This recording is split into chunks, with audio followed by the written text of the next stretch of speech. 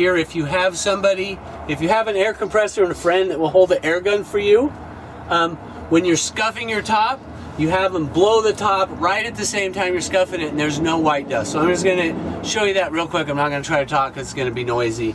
I'm just going to scuff this area right here, and that's going to be it.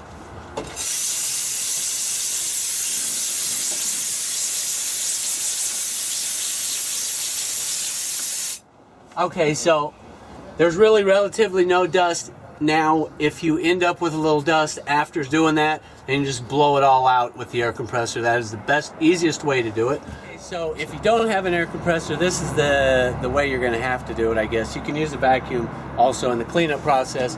But when you're scuffing your top, you see I don't know if you can see the white dust falling. You can see it landing all over.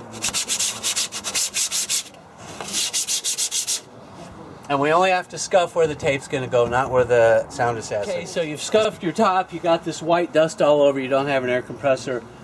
You can vacuum it up. What I found is really easy is just take a towel.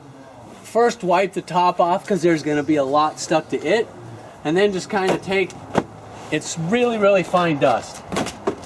And kind of whip it around, wipe the plastic off. But any of the part that's on the material fabric, it just kind of rubs in and disappears.